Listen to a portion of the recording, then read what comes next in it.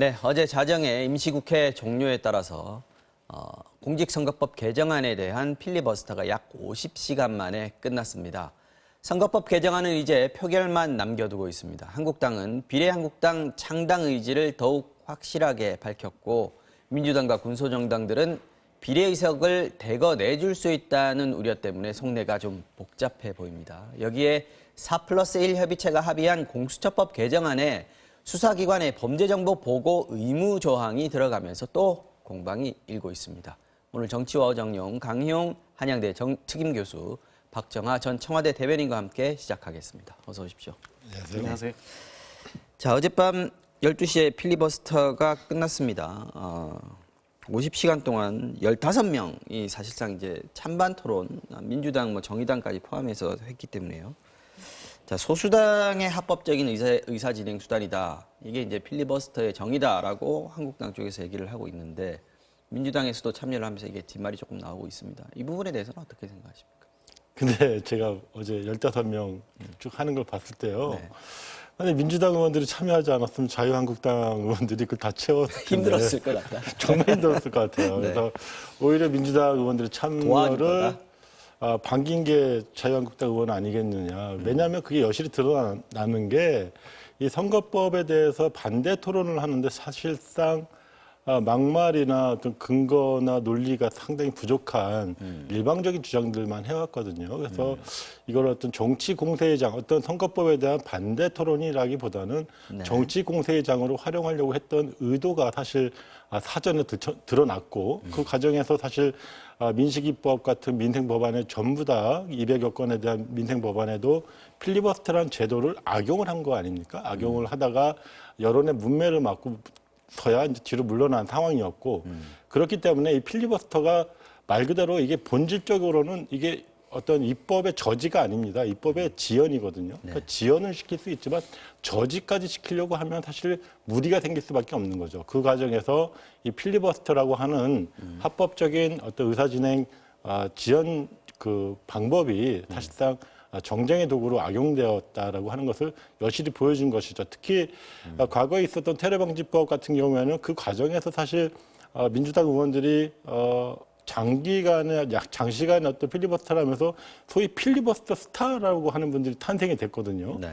근데 이 부분에는 이번에는 이제 했지만 50시간 가까이 했지만 그런 이야기가 하나도 없지 않습니까? 그만큼 이 필리버스터라고 하는 것이 솔직히 어떤 그 반개혁 법안에 대해서 개혁적 입장을 통해 가지고 국민적인 공감대를 얻어야 이것도 힘이 생기는 것이지 네. 이미 그 국민적인 공감대를 얻고 있는 개혁 법안에 대해서 반개혁적 태도로 임하게 된다면 이 필리버스터란 제도는 똑같다 하더라도 실제로 그 결과는 사뭇 다를 수밖에 없다. 이것을 여실히 보여준 정치사의 한 장면이었다 이렇게 보여집니다. 한국당 같은 경우에는 필리버스터 도중에도 그랬고요. 그 전에도 그랬고 지금까지 이제 후유증까지 나오고 있는데 지금 문희상 의장에 대해서 오늘 오전에 대검에다가 직권남용 고발도 했고 또 선거법 상정 이게 효력 정지시켜달라 무효다라고 하면서 네. 헌법재판소에 가처분 신청도 냈다고 합니다.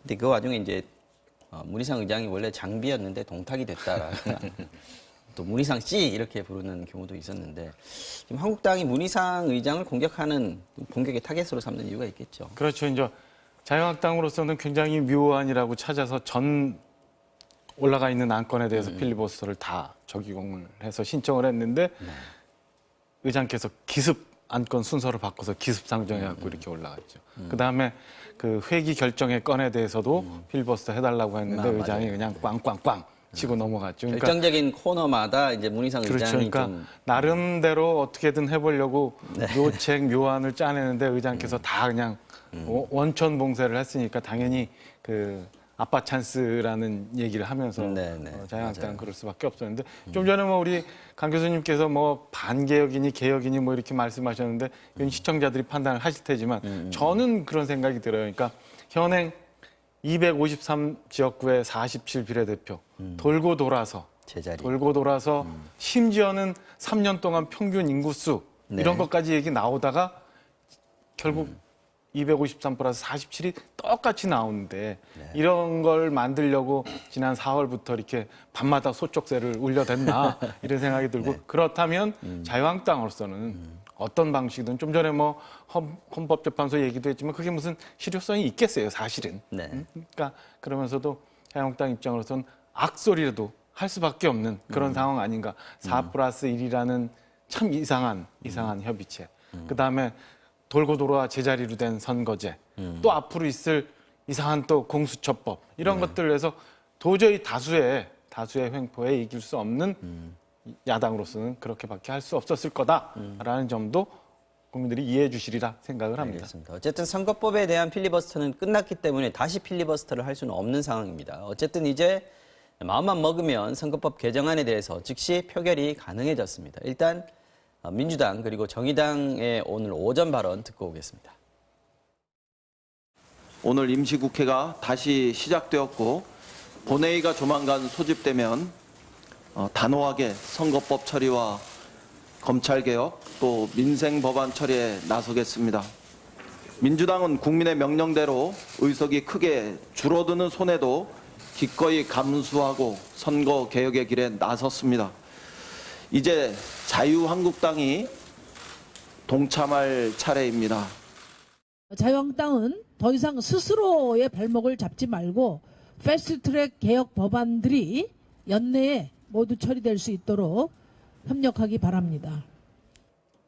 자, 일단 오늘 다시 임시국회가 소집된 건 맞는 것 같고요. 그럼 이제 본회의를 언제 열어서 언제 표결을 하냐 이게 이제 관건인데 지금 민주당에서 나오는 얘기는 내일 하겠다, 오늘 하루 쉬겠다라는 건데 오늘 하루 연기하는 이유는 뭡니까? 오늘 연기한 이유는 공식적으로 네. 이인영 원내대표가 조금 전에 회의에서 밝힌 바는 의장단이 지금 이제 세 분이 계세요. 네. 이제 의장과 부의장 두 부의장 분이 두 분. 계시는데 네. 50시간 필리버스터를 하면서 사실 자유한국당 소속의 이주영 부의장이 참여하지 않았고 이 부의장 사회를 보는 것을 협조하지 않은 부분이 있었죠. 네, 그 네. 주승용 의원하고 문희상 의장 이 두 분이 이제 50시간을 번갈아 가면서 하다 보니까 네. 심신이 상당히 필요한 상황이고 이거 그것도 정상적으로 사실이겠군요. 네. 예, 사회를 보기 어려운 부분이 있습니다. 그러니까 일각에서 얘기하는 뭐 홍남기 부총리에 대한 뭐 탄핵소추안. 해임, 예, 그게 정확하게 명칭은 탄핵소추안이 아니라 해임건의안이죠. 예, 그래서 탄핵소추안이라고 뭐 자유한국당에서 이렇게 표시를 들고 선전을 했는데 탄핵의 대상이 되질 않죠. 현행법상. 그리고 해임 건의안인 것이고요. 네. 그것을 피하기 위한 것이다라고 얘기하는데 그래서 일각에서는 뭐 오늘 오후 8시 전에 하면 그걸 72시간 이내 처리 규정에 따라서 처리해야 된다. 그걸 피하기 위해서 그거는 천만의 말씀이라고 생각이 듭니다. 왜냐하면 지금 이미 4+1, 1+4는 그 예산안 통과에 대해서 지금 이 홍남기 부총리에 대해서 해임 건의안을 들어온 거기 때문에 그 부분에 찬성했던 의원들이 그것에 문제가 없다고 판단하고 있고 그래서 사실상 처리를 한다고 하더라도 의결되기 어렵다, 가결되기 어려운 부분이 있습니다. 그래서 그것을 굳이 정쟁의 요소로 들어와 있는 거기 때문에 그것을 굳이 시간을 낭비하면서까지 할 필요가 없다 이런 판단을 한 것 같습니다. 그러니까 부결될 것은 자명하지만 다만 이제 이게 안건으로 올라가고 표결로 들어가면 모양새가 좀 안 좋아지는 부분들은 있을 거 아닙니까? 예, 그런 모양새를 의도하고 있는 게 자유한국당의 의도이고 그 의도가 뻔히 보이는데 굳이 휘말릴 필요는 없겠죠. 예. 어쨌든 하루 연기하는 거에 하나 요인은 될 수 있겠네요. 네. 저는 충분히 뭐 그런 거 감안했으리라고 보여져요. 그리고 그 얼마나 현 정부 여당의 실정에 대해서 두려우면 그런 거마저도 논란이 되는 걸 싫어했을까라는 생각이 들고 차라리 그런 이유로 오늘 본회의를 못 열고 내일 연다라고 하는 게 낫지 않았을까.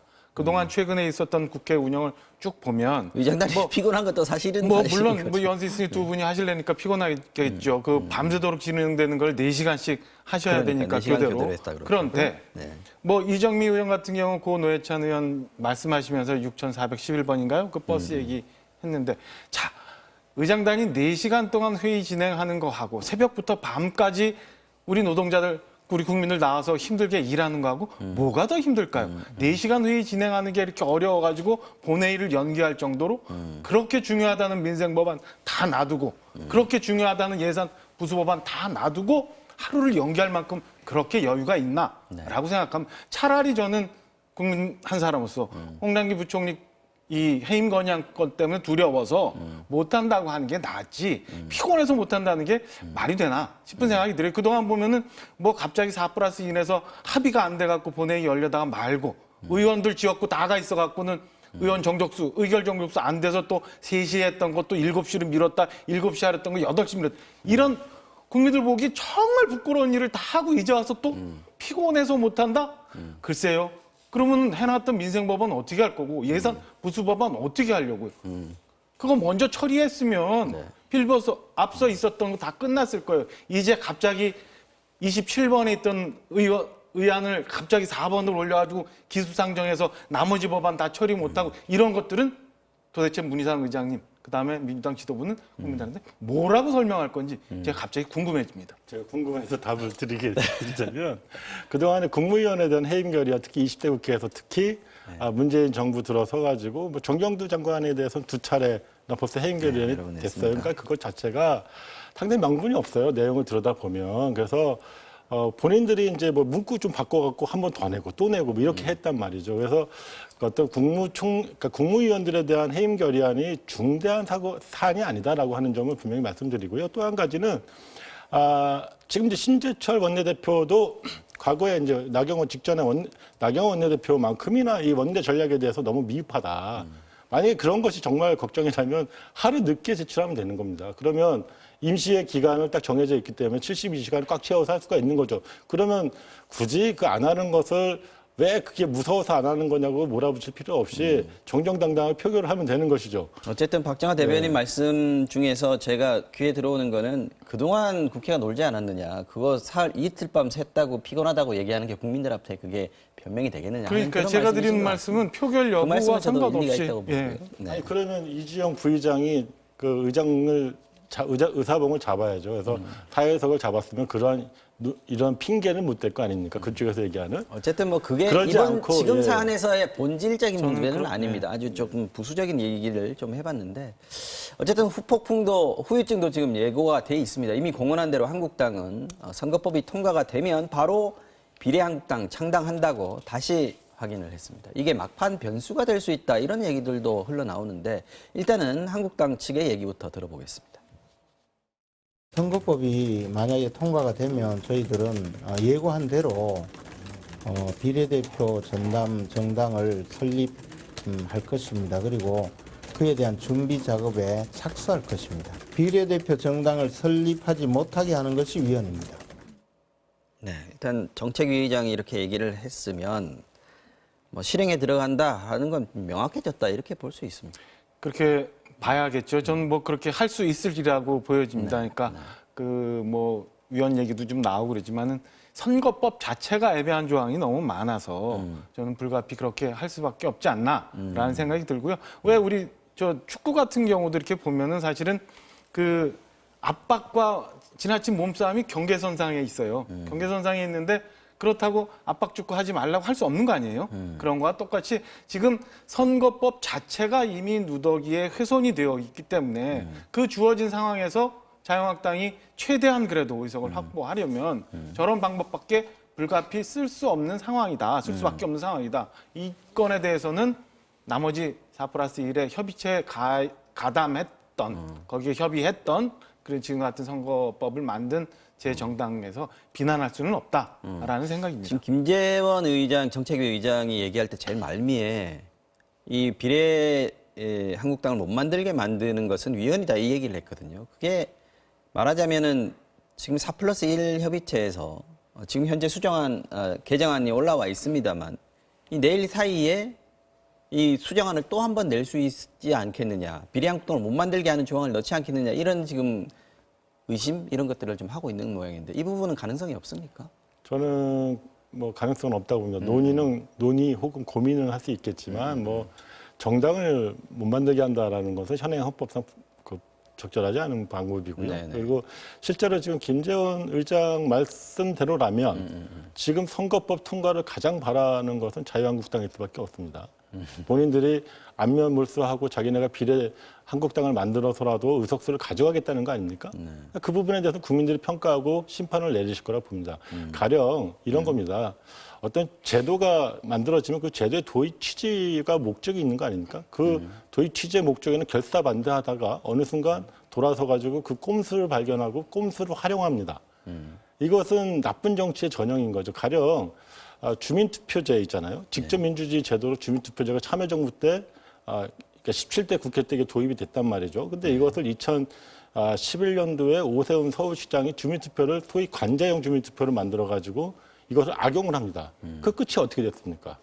그리고요, 이번에 예산안 같은 경우에 통과됐습니다만 예산안 통과에 대해서 결사적으로 반대하고 왜 반대하는지 모르겠어요. 왜 반대하는지 국민들도 모를 겁니다. 그런데 반대하고 나서 통과가 되고 나니까 날치기라고 하면서도 자기 지역구에다가 지역구 예산 홍보를 합니다. 이것이 지금 자유한국당의 행태입니다. 이것을 과연 국민들이 어떻게 볼 것인지에 대해서는 결국 정치권에 대해서는 정치의 영역, 즉 선거에서 심판을 내릴 수밖에 없습니다. 지금이야 여러 가지 아이디어 차원에서 내가 뭐 비례 한국당을 만들래 이렇게 꼼수 정당을 만들어서 자기가 하겠다고 하지만 그럴듯하죠. 그렇지만 선거는 그렇지 않습니다. 정치는 그렇지 않고 왜냐? 국민이 지켜보고 있기 때문에 그렇습니다. 그래서 이 부분에 대해서 더불어민주당은 어떠한 꼼수를 부릴 생각도 의지도 없다는 점은 분명해 보입니다. 일단 비례한국당 만드는 거 못 맞게 하는 거는 생각 없다는 그렇죠, 거고 예. 또 하나는 비례민주당 만들지 않겠느냐. 결국 막판에 마찬가지, 가면 얘기를 그 부분에 제가 대해서 드린 공식적으로 겁니다. 부인을 예. 합니다만. 예, 그렇습니다. 마찬가지 얘기를 저도 드리는 바이고요. 그래서 그런 점에서 더불어민주당이 지금 이 연동형 비례대표제라고 하는 것이 이제 초입 단계이기 때문에 어쨌건 여러 가지 도전도 있을 것이고 여러 가지 공격도 있을 것입니다. 그래서 이런 도입 취지가 옳다라고 믿고 사실 기득권을 내려놓은 거 아닙니까?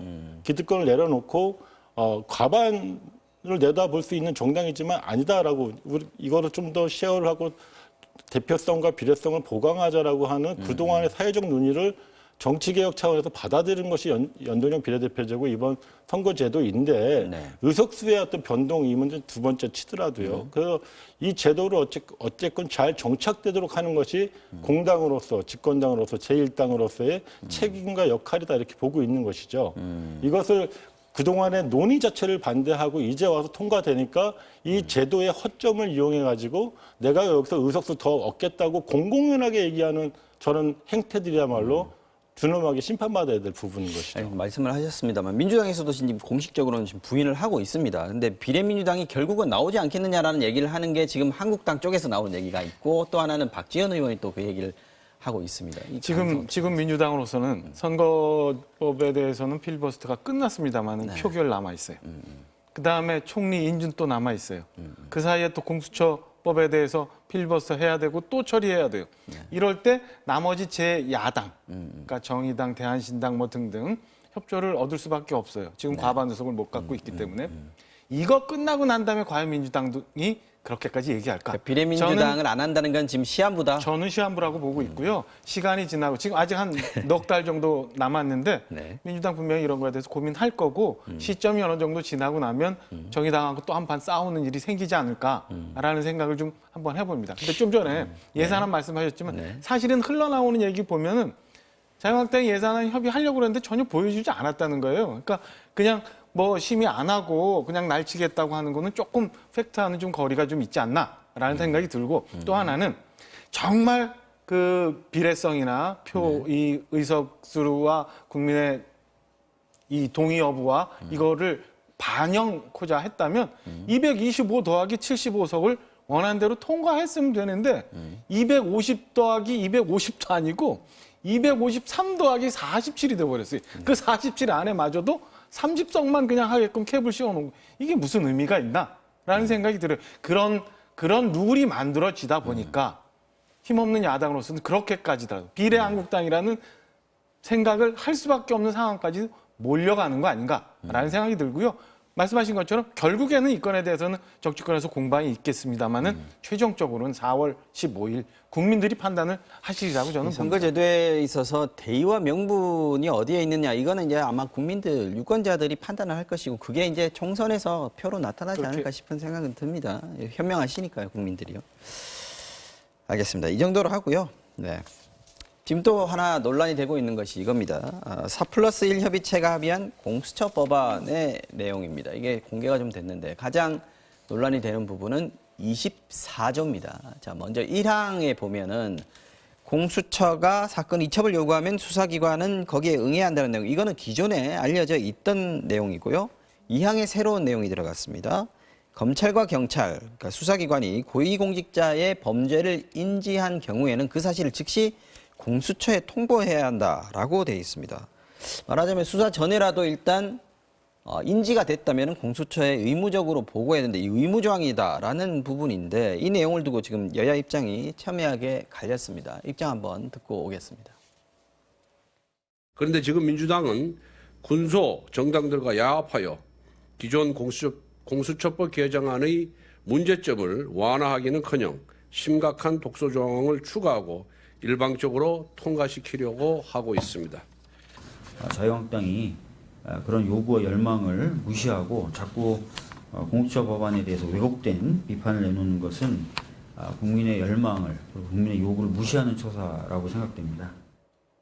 네, 일단 두 당의 입장을 들어봤는데 지금 문제가 되고 있는 것이 사건, 공수처가 해야 되는 사건을 공수처는 지금 알 수 없지 않느냐. 그러므로 검찰이든 경찰이든 사건 알게 되면 우리한테 보고해라. 이 부분입니다. 지금 자유한국당 반발을 하고 있습니다. 일단 첫째 문제는 뭐냐면 이게 기존에 올라갔던 안에 있던 내용이 아니에요.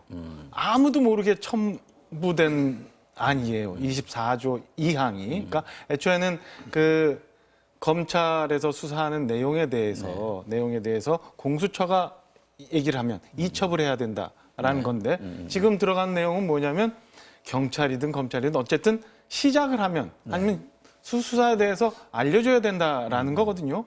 그러면은 모든 사건에 대해서 공수처가 검찰이 이제 어떤 범죄에 대해서 인지를 하게 되면 이 건에 대해서 공수처로 이첩을 해라. 그래서 그 안에서 소위 말하는 뭐 똘똘말이라든 뭐 말어먹든 똘똘말이 굉장히 전문 용어니까 좀 설명을 해주셔야 될 것 같은데. 이게 사실은 대충 뭐 옮긴다든지. 네, 대충 이런 일들이 생기는 거예요. 그럼 네. 야당이 우려했던 것처럼 그러면 공수처를 가지고 정권이 원하는 수사, 그다음에 혹은 정적에 대한 위협을 하게 되는 이런 상황까지 오지 않느냐라는 우려를 하기 때문에 야당이 저렇게 반발을 하는 거고 이 건에 대해서는 이례적으로 검찰도 반문을 냅니다. 맞습니다. 이거는 뭐냐면 윤석열 총장이 뭐 격앙했다 뭐 그렇죠. 이런 보도도 나왔고. 공수처라는 건 검찰 입장에서 봤을 때는 검찰이나 경찰과 달리 어떤 반부패 기구인데 어떻게 검찰과 경찰처럼 정부의 부처처럼 같이 움직일 수 있느냐.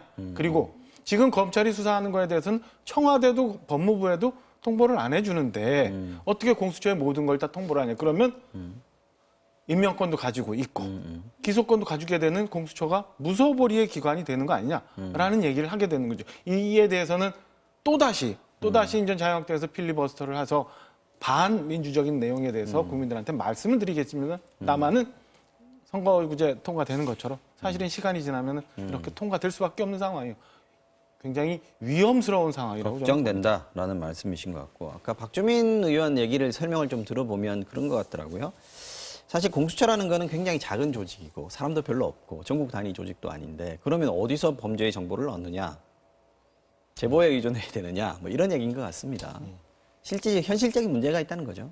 맞죠. 그리고 이제 24조 2항이 들어오면서 지금 뭐 여러 가지 언론에서 얘기하는 것에서 많이 좀 빠져 있는 게 뭐냐면 그 이번에 이제 들어가 있는 게 청와대에 대해서 공수처가 어떠한 자료 요구나 보고 할 의무, 그다음에 이것을 일체 금지하는 내용도 포함되어 있습니다. 그리고 아까 말씀하셨듯이 청와대와 법무부에도 보고하지 않는데 공수처에 왜 보고하느냐? 공수처니까 보고하는 겁니다. 청와대와 법무부는 상급 기관이기 때문에 보고하지 않는 거고 그럼으로써 수사의 독립성과 중립성을 지키자는 것이고요. 이 공수처, 경찰, 검찰은 이 삼위일체입니다. 그래서 이 세 개가 서로 균등한 권리와 권한과 이 책임 속에서 이 견제와 균형의 원리로 권력기관을 운영하겠다는 것입니다. 그 과정에서 핵심적인 것은 검찰이 입수한, 검찰이 갖고 있는 게 검찰 윤석열 총장 계획이 아니지 않습니까? 국가의 겁니다. 국민의 것입니다. 국민의 자산으로서 수집한 정보와 자료를 경찰하고도 공유하고 경찰의 자료를 검찰이 공유하고 이 검찰과 경찰이 갖고 있는 즉 수사기관이 공유하고 있는 자료를 공수처 새로 만드는 수사기관인 공수처도 같이 공유하는 게 너무나 당연한 거 아닙니까? 이 부분을 못하게 한다는 것은 이것은 가령 검찰이 혹시 공수처를 상급 기관으로 오인하고 있는 것은 아닌지 이 부분에 물어볼 수밖에 없는 것이고요. 또 한 가지는 뭐냐면 이 규모의 차이입니다. 뭐 우리 박주민 최고위원께서 잠깐 말씀하셨을 텐데 공수처에 소속된 검사가 25명에서 30명 수준입니다. 25명 정도로 되어 있는데 지금 검찰의 규모, 검찰의 검사 수는 2,000명이 넘습니다. 즉 1%도 안 되는 조직이에요. 그러니까 1%도 안 되는 조직이 그러면 고위공직자들에 대한 범죄 수사를 갖기 위해서 어마어마한 행정력을 또 동원해서 별도로 마련을 해야 되는 것입니까? 그건 아니죠. 검찰에서 지금까지 70년간 가져왔던 수사망과 정보망과 이것을 공유를 함으로써 얼마든지 국가의 자원을 효율적으로 배분하고 공유할 수 있는 시스템으로 갈 수 있는데 이건 나만 봐야 되라고 하는 것. 그 이유가 뭐냐면 자유한국당 주장과 비슷합니다. 이것을 이용해가지고 권력이 뭉개거나 아까 똘똘하다고 얘기하셨는데 뭉개거나 과잉수사하거나 이럴 우려가 그렇게 해온 것이 그동안의 검찰 아니었습니까? 그것 때문에 검찰에 대해서 이 견제와 감시의 민주주의 틀 안에 들어오게 하려고 하는 것. 이것이 공수처 설치의 기본 정신이고 검경수사권 조정의 기본 정신입니다. 이것을 지금 괜한 이것도 이제 정치적 쟁점으로 만드는 것으로 보이는데요. 합당한 주장은 아니라고 보여집니다. 일단 지금 패스트트랙에 올라가 있는 공수처법의 가장 큰 문제는 뭐냐면 공수처장에 대해서 대통령이 임명하는 거에 대해서 국회가 전혀 견제를 못해요. 추천권만 받아가고 추천하고 나면 지금 국무위원 임명하듯이 국회 동의 없이 그냥 임명할 수 있습니다. 임명 동의권이 없죠, 지금. 거기에 지금 24조 1항, 2항이 섞이면 어떤 일이 생기냐면 최근에 일어나는 걸 한번 보죠. 유재수 부산경제부시장 건에 대해서 사건이 일어났어요. 사건이 일어났는데 이 건에 대해서 공수처에 검찰이 알게 됐을 경우 통보해 줘야 되고 울산에서 있었던 지금 선거 개입 의혹 건에 대해서도 사건이 일어난 건에 대해서 공수처도 통보해 줘야 돼요. 통보해 주면 그다음에 어떻게냐 공수처가 그 사건 일로 가져와 이렇게 되는 거예요. 지금 그러면은 검찰에서 이루어지고 있는 수사에 대해서 모두가 공수처에서 가져가서 공수처에서 이 수사건을 청와대 수사를 어떻게 하는지 검찰 수사를 어떻게 하는지 아무도 모르고 공수처에서 수사해서 그 건에 대해서 이제 국민들 앞에 결과를 내놓는 겁니다. 과연 이게 지금 견제와 균형이 없는 상황에서 임명권까지 마저 대통령이 갖고 있는 상황에서 사건에 대해서 인지하는 순간 통보해주고 그 사건을 이첩할 수 있게 해줬다라고 하는 거는 저는 매우 심각한 상황이 올 수도 있다라는 우려를 할 수밖에 없어요. 지금의 검찰보다 훨씬 더 강한 권한을 가진 수사기관이 또 하나 등장하는 거다. 강한 권한이 아니라요. 강한 대상들을 전담하는 기관이 생기는 거고요. 아까 말씀하신 대로 울산 건과 유재수 건을 얘기하셨는데 이 두 가지 건을 보더라도 지금 같은 공수처가 있었다면 과연 이런 일이 벌어졌을까 싶습니다. 왜냐하면 울산 사건만 하더라도 울산시장, 광역단체장의 문제와 그 측근들의 비위가 있었습니다. 그거를 검찰 수사를 하다가 대부분 불기소 처분합니다. 가령 이것이 공수처에 입찰하고 공수처가 지켜보고 있는데 검찰이 단독으로 그런 판단을 할 수 있었겠는가? 누가 장담할 수 있습니까? 첫 번째. 그다음 유재수 건 같은 경우도 마찬가지입니다. 이 양반이 청와대 민정수석실에 감찰을 받다가 그 단계에서의 어떤 비위 상황이나 근거를 봤을 때 금융위에서 퇴직하는 게 맞겠다라고 얘기해서 퇴직이 된 겁니다. 그런데 만약에 이것을 검경에서 알아가지고 이 양반에 대해서 2급 이상이었으니까 만약에 공수처가 있어서 이첩이 됐다 그러면 공수처 입장에서 당연히 수사 여부를 판단할 거 아닙니까? 그 부분에 대해서. 그러면 이런 일이 없는 거죠. 부산 경제부시장까지 가고 거기서 또 돈을 받고 이런 행태들은 없어졌다는 겁니다. 그래서 관리하지 않고 감독하지 않고 이것이 검찰의 모든 것을 의존하다 보니까 그동안에 이러한 문제들이 발생이 된 거죠. 그래서 이런 부분들을 제어하자는 것이고요. 결정적으로는 뭐냐면 그동안에 검사 출신이나 판사 출신들이 실제로 일반 국민들에 비해서 400분의 1 기소된 비율이 즉 400배가량 일반인들은 똑같은 죄를 져도 기소가 될 확률이 높습니다. 박 대변인 얘기 듣고 다음 얘기로 넘어가겠습니다. 그건 하나만 뭐 제가 주장보다는 팩트에 관한 것만 정리를 할게요. 일단 그 울산 김기현 전 시장 주변 측근들에 있어서 비위가 있었는데 검찰이 묻었다. 비비 의혹이라고 표현하는 게 맞겠죠. 그러니까 지금은요? 그거는 팩트 자체가 잘못됐고 전제가 잘못됐기 때문에 그렇게 접근해서 설명할 일은 아니다. 하나. 네. 두 번째는 유재수 전 부시장 건에 관해서도 지금 문제가 되고 있는 거는 그 사람의 비위 사실을 알았느냐 몰랐느냐의 문제가 아니라 비위 사실을 청와대가 충분히 알고 있었음에도 불구하고 검찰이나 경찰이 넘기지 않았다는 데서 문제가 있는 거거든요. 그러니까 지금 강 교수님 말씀하신 두 가지는 다 팩트와 관련이 없는 건이에요. 그러니까 그걸 가지고 공수처에 지금 많은 문제가 있는 공수처에 대해서 설명하시는 거는 조금 잘못됐다. 이 지점만 제가 지적을 하고 아니, 있습니다. 관련이 있을 것 요거는 제가 같은데. 이제 말씀드릴게요. 네, 예, 짧게. 비사실, 그러니까 청와대 민정수석실이 감찰을 통해서 비사실을 갖고 있으면 지금 그 주장대로라면 그리고 지금 일각의 검찰이 수사하는 주장대로라면 청와대 민정수석실에서 하고 있는 모든 감찰은 모두 검찰에 혹은 경찰에 고소를 해야 됩니다. 그러지 않으면 다 직무유기가 돼요. 자, 두 번째, 아까 말씀드렸던 이 울산시장과 그 측근들에 관련된 것은 물론 의혹이죠. 의혹에 대해서 수사 제보가 들어왔고 그 부분에 대해서 검찰이 1차적으로 수사를 했다는 거 아닙니까? 그러나 그 과정에서 3건 중에서 한 건을 제외하고 나머지 다 불기소 처분을 한 겁니다. 그럼 그 불기소한 처분에 대해서 경찰이 재수사를 들어간 거예요. 이 과정에 대해서 의혹이 있다고 생각되어서 기소 의견으로 송치했지만 검찰이 그것을 막아놓고 있다가 이제 다시 수사를 하고 있다는 것이죠. 그래서 그 부분에 대해서는 팩트가 틀린 게 아니라 전제가 틀린 거죠. 전제가 그러니까 아니죠. 울산의 이것이- 김기현 전제에 대해서는 동의를 하셨고요. 김기현 전 두 가지에 시장의 대해- 주변에서 범죄가 있었는데 검찰이 뭉갰다라는 잘못된 부분. 아니죠. 그다음에 유재수 전 부시장 건에 대해서는 청와대 감찰을 했는데 꼭 검찰이나 경찰에 아니, 그 비리 넘겨야 의혹이라고 되는 데가 정정을 아니라 하더라도 그 말은 주장이 안 맞는 정리하다는 거죠. 판단을 예. 한 그 판단에 대해서 지금 검찰은 조국 전 장관에 대해서 수사를 하고 있는 거. 알겠습니다. 네. 자,